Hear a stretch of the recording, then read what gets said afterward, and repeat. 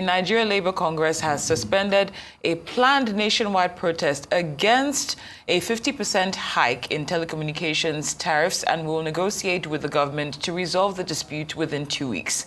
The union had slated a February 4 demonstration after rejecting the tariff increase approved last month by the Telecom's regulator.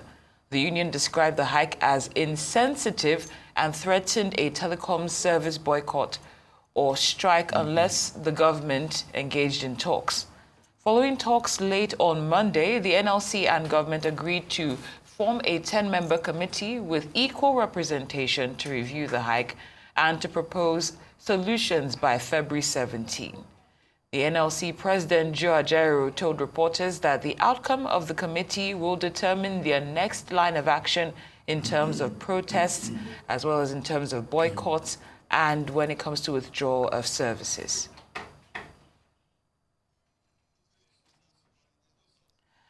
All right.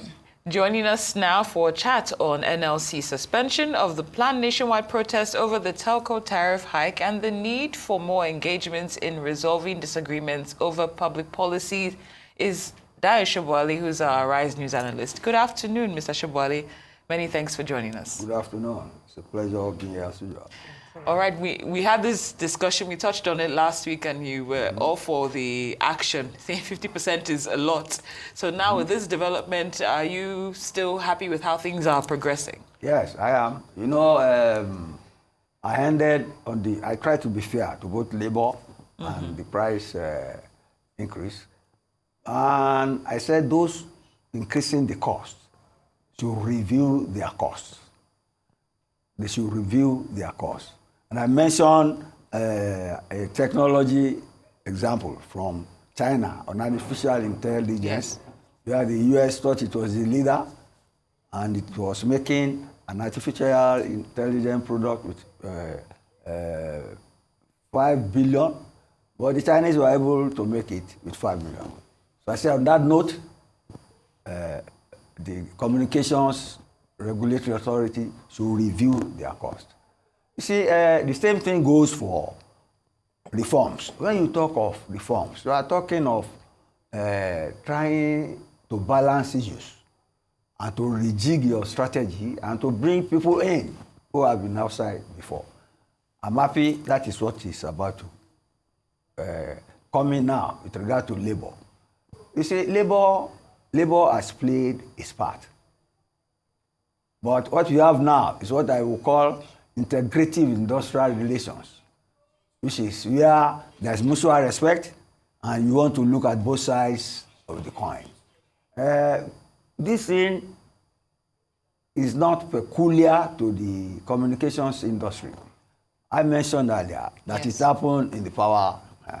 They are talking of cost-reflective tariffs. If you talk of that, what you mean is that you don't want the producer to lose out, and you don't want the consumer to find things unaffordable. So we are on the highway to that now. We have formed the committee, although I do not like the language of labor. It's saying that even after the resolution, they will now decide whether to do protest, boycott, and harm. That's a negative conclusion. You could concede that at the end of the day, the cost will come down, and then they will all laugh home. So let's leave it at that for now. Okay. All right. Thank you for that outlook and for your optimism. So some people in the telecom sector might say that, well, initially the telcos had proposed that what they needed was actually 100% hike to be able to meet their costs, and 50% is a compromise. But now with the resolution being the creation of this committee, I'm surprised to see that there are five members of the committee from the government, 5 members from the NLC. What does the NLC know about telecoms and, you know, the technical side of telecoms to be able to make a meaningful contribution to this committee? Are they the people who should be on this committee? You are underrating the NLC. Don't ever underrate trade unionists. Invariably, they are socialists, and socialists are well versed in Marxism, how to redress economic imbalance. And they are trained by the International Labour Organization. So dismiss that fear. That what do they know? They know a lot. If they don't have immediate knowledge, they can get consultants who can work out things for them. But you see, what I think, it may sound laughable now, this suggestion I will make, people should borrow a leaf from Donald Trump and his tariffs. You know, his braggadocio is there to frighten people, but he's trying to make a deal. He's trying to make a deal. He feels, maybe rightly or wrongly, that the trading partners of America and the enemies alike, all of them are cheating. So he puts something on the table. And then at the end of the day, they negotiate. And then it doesn't carry out its threat. I think the NLC is on that highway now. But then they should not always expect a negative result that will end in protests or boycotts. They should be confident that at the end of the day, the other side will simmer down and play ball with them. And then the workers will laugh all the way to the bank at the end of the day. That's that. Okay, well said, Mr. Sobowale. I think when I was reading an article earlier, probably during the weekend, and I read the account of a person from the telcos that was saying that the industry should not be used to subsidize others. Like comparing it to what's happened in other industries where we've seen a lot of inflation and whatnot. So in terms of the balancing act, what should we also see in the other industries which the telcos person was referring to that would make life more affordable and a hike in this telecoms industry not too much of a burden for Nigeria? That's right. That is the purpose of this break in transition now, as it were, that they should go and reassess their valuation. Okay. Get me now? The inputs they put in to arise at that 100% increment.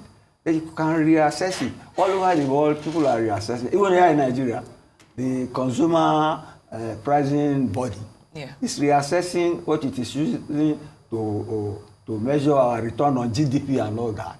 Because if we keep on following this standard from the West and we don't rejig it or reassess it, we will all be posting negative results. So that's the essence of the reforms. And I want to put it right that way. If government is finding new ways of raising revenue and plugging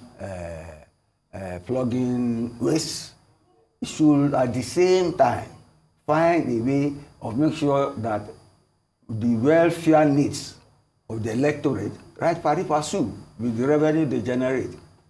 So it's something worth working out.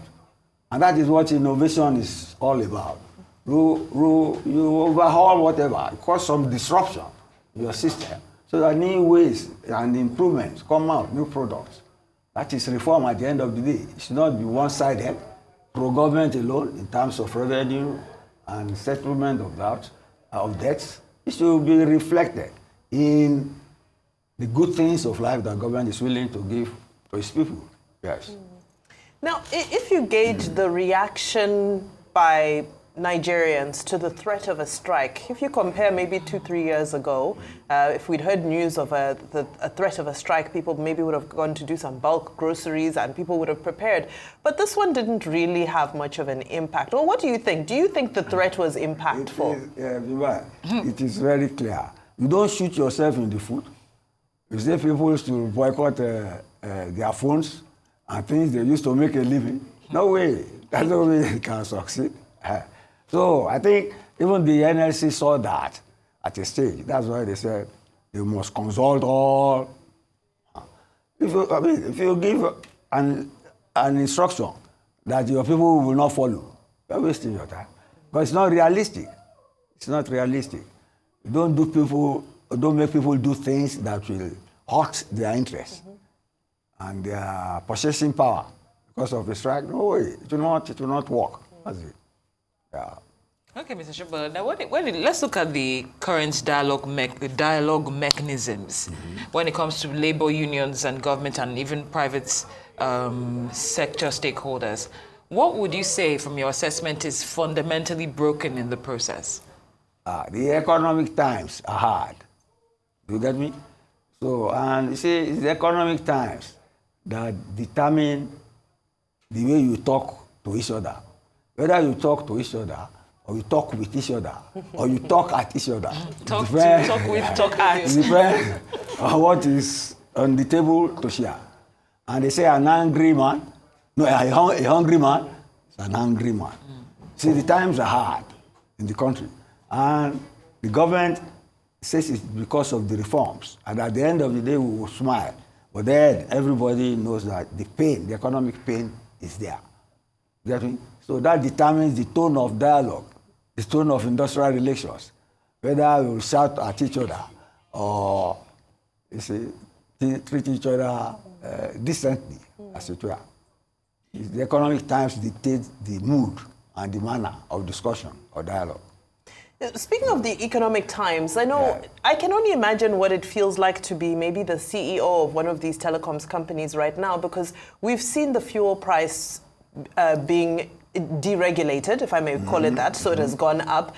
We've seen electricity tariffs being somewhat deregulated to an extent. They've also gone up. And now they're probably feeling like, but why are we the only industry that is being subjected to these, to a form of almost price controls when every other element of the economy is being allowed to deregulate? It almost seems unfair. You are holding brief for that. I'm just asking the questions. You don't have the whole brief for that. It still comes down to the same thing. The times are hard. Get me? And I still go back to that, my last example.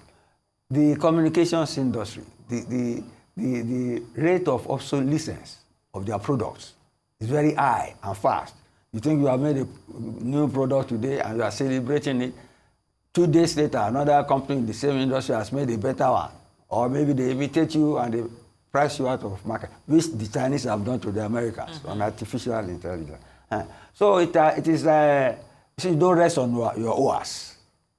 If you are in any industry, especially in the communications industry, you are, like I said, you make a product today, maybe 6 months' time, it's obsolete. Because there are better ones running ahead of it. So it's a matter of being innovative. Keeping your toes, keeping yourself on your toes in terms of innovation, in terms of looking for new ways to attend to your customer, to attend to your electorate. And that's what the Chinese did again. You see the name now, DeepSeek. Yep. I'm not too sure they are not mocking the Americans. DeepSeek. Possible. Before we were talking of deep fake and all that, but it's DeepSeek, which you are not looking at. That's my own submission. So let's leave it at that. We'd like to thank you for your time, Rising Analyst, Mr. Dayo Sobowale, and your innovative frames for gracing us with your presence today. Thank you so much for joining us here on Newsday.